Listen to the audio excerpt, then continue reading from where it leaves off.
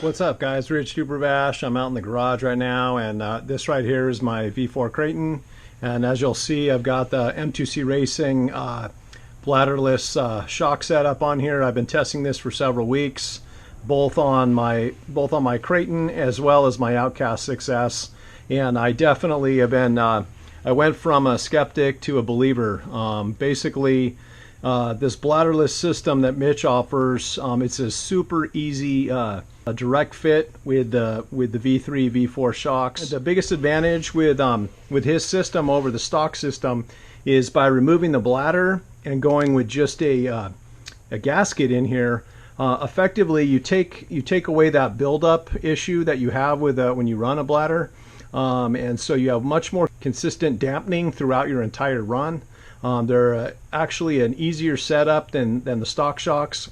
Way better dampening and pack, and way less after bounce on hard landings and big hits. This is my V4. My V3, I still have the stock shocks on.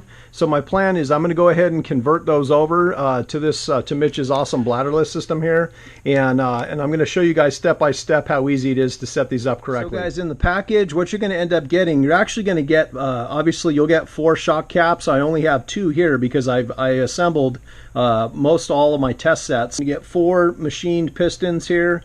These pistons are actually a little bit larger in diameter. I'm sorry, not diameter, but they're a tiny bit thicker than the stock pistons here. So, and again, these are machined Delrin. The rears will be 1.5. They have the same number of holes as the stock ARRMA ones, but you really can't compare the piston because essentially you have this machined groove right in the center of the piston, and these O-rings go around that. So it really changes the amount of friction and the smoothness during the stroke. You get the 4 rings that go onto the pistons themselves. So it's 1.5 millimeter holes in the rear, and then you've got 1.3 in the fronts. And these guys right here are in place of running the bladder. These go inside the shock cap, as you'll see right there. So whatever you guys do not forget to put that inside the shock cap, or you're going to have leakage. All you really need is your shock oil of choice. And here's a shot of some Bones Motorsports 1000 CST pure silicone. This here, as you guys know, 1000 CST is the same as 80 weight. And here's some Team Factory. I highly recommend that you rebuild your entire shock, remove the lowers, take out the lower O-rings and the shock support, clean out your shock, and then go ahead and either use some green slime or some other type of a sealant on your lower O-rings. I also use Protec Premier Blue, but quite honestly, this green slime is my preferred. I just use a crescent wrench to lightly put a little bit beyond hand tight for my shock caps, and you definitely want to have some type of a shock tool. When I was experimenting with different piston sizes, I stuck with the standard stock 80 weight or 1000 CST for the entire testing. And in any case, here's a shot of just kind of the shock action, and I'll show you with my V3 before I convert the shocks over. Again, I'm not going to knock the stock setup, but to my amazement, the upgraded caps and pistons is definitely a huge difference in handling and after bounce. It's been a little while since you've rebuilt your shocks. Again, I highly recommend you just tear down the entire shock, tear down your lowers. Here's my washers that go underneath the pistons. And then this is the shock shaft guide that goes between these 2 O-rings. But you'll see one of my O-rings has like a little imperfection. Normally I go ahead and just clean this stuff up and reuse it, but I'm going to go ahead and just replace these. And then these are the shock lowers. These are the support that goes inside the shock lower.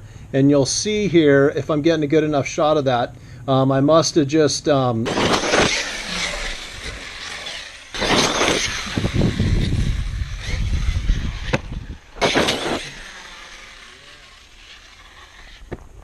I noticed my shock shaft was a little bit bent, and you'll see this lower support is not exactly round anymore. Just a heads up, these are your part numbers for replacement parts, and these are for the O-rings. It's AR330245, and then you need to get a piston set for your other plastic parts. and that's AR330339. So guys, an important detail to point out about Mitch's pistons. Not only are they a little bit thicker than the stock ones, but again, they have this curved ring around here. But you'll notice if you look closely here, there's these little tiny slits, these little cutouts on one side of the piston. Notice they're not on this side here. So the way I've been testing these is essentially these slits will put oil through. It'll put a little tiny bit of pressure onto the O-ring. Okay, so the way I chose to run these is I ran the slits in the downward position. Okay, that way when the shock is pushed upward on the way back down, you have a little bit more pressure on this O-ring against the shock body to kind of slow down that after bounce and increase your dampening. So you can never use too much of this this green slime, guys. You just cake it on there, pack these babies in. Don't have to be particular about it. This stuff forms a killer seal. I'm just going to leave this, basically, just leave this a little bit loose. You want to keep the pressure off the O-rings when you bring the shock shaft back through. So I replaced the stock piston with Mitch's piston, and I went ahead and just I put my washer on, and I have this pretty much, I went down to snug with a 5.5 millimeter, and then I back off just enough so that the piston has a little bit of movement. Then I'm going to go ahead and put a little bit more green slime on my threads. This is just a preference thing. Put a little slime on here, and then I'm going to go ahead and just bring this guy through. I like to put a few turns on this as I'm spinning it through, and then bring it out the bottom there. It's nice and smooth, no wobbles. And then just don't forget, once you bring your shock shaft through, you want to finish tightening this up. Usually I will crank this on by hand, and then I'll use my handy dandy shock tool just to give it a little bit more, get that snug down just a little bit further. And then before you pour your oil, make sure you don't forget to get your shock boot back on. Preferably this is clean and doesn't have any tears in it. This sucker does have a tear. And then we're just going to get your rod end back on here.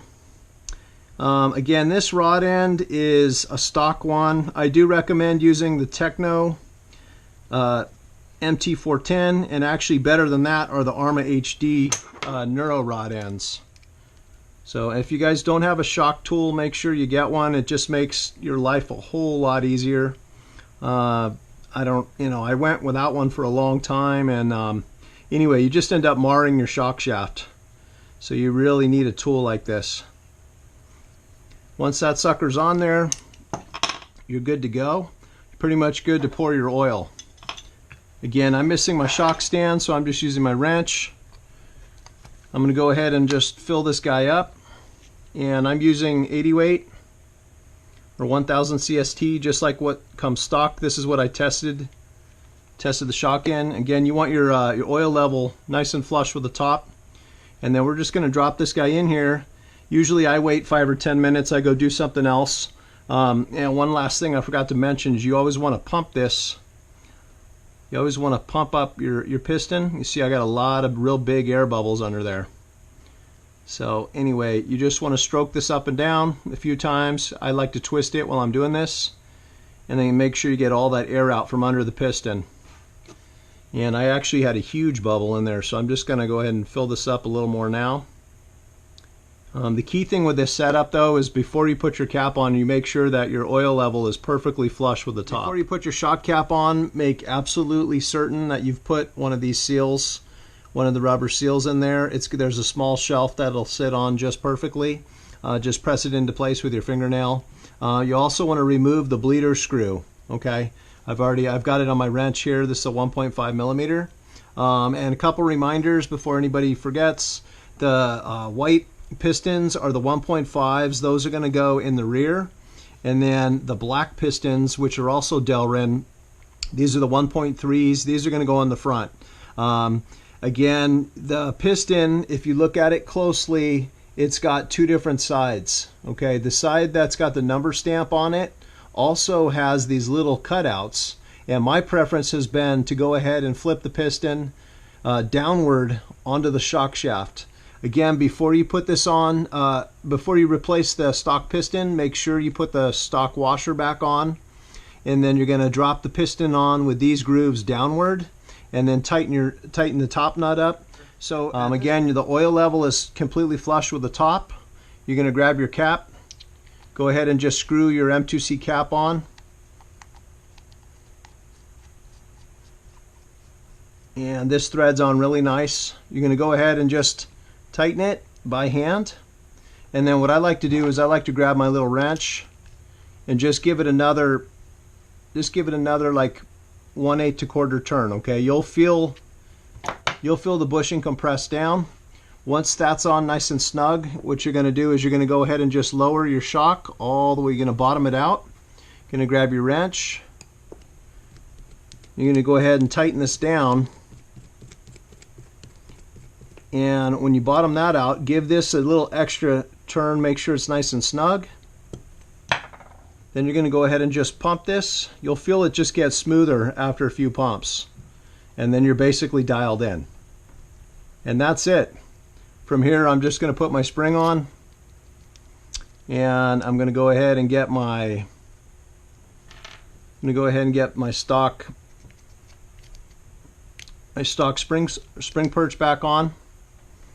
And then before I mount this, what I like to do is I face this screw and this lower end. I like that facing the same direction. And then just grab your shock cap, and then that'll just thread right on the truck like that. So in any case, guys, this is a super simple upgrade.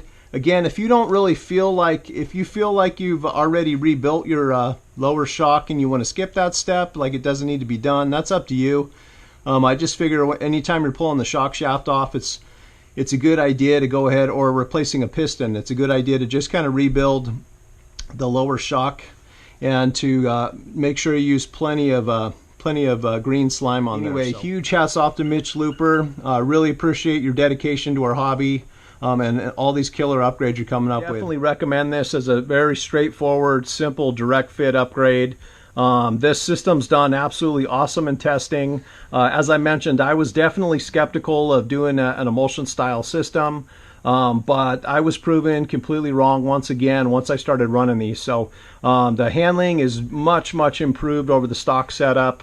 Again, is super simple setup. So in any case, if you guys have any questions or comments, just leave them and I'll answer them to the best of my ability. Before I forget to mention this, it's imperative that once you have your shock mounted, make sure you have your droop set correctly, okay? Again, your droop screws, if you guys are new to the hobby, they're kind of hard to see. I'm probably not getting a shot of it, but there's mine right there. Essentially, the droop screws I recommend are also from M2C Racing. Techno sells a similar droop screw, but essentially, instead of jabbing into your chassis, they will adjust from the top, but essentially you put these droop screws in from underneath. It's easier to do with either the front or rear end off the truck, quite frankly. And then once you drive the screw through, you can adjust here from the top. But the advantage is it's got a button head, and so it's not jabbing in and leaving a pit inside your chassis. The concept is that when you're at full extension here, you don't want all the pressure being on your shock rod end, okay? Because what you're doing is not only will you damage your rod ends, but you're actually you can potentially break your pistons. So in any case, what the point of it is you want to set your droop so that when you go to slide your shock pin in here, you actually have to push up on the shock just a little bit to get that pin through.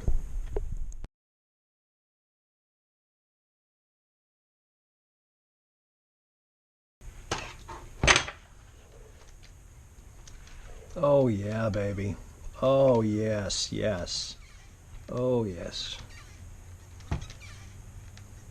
That's what I'm talking about right there, guys.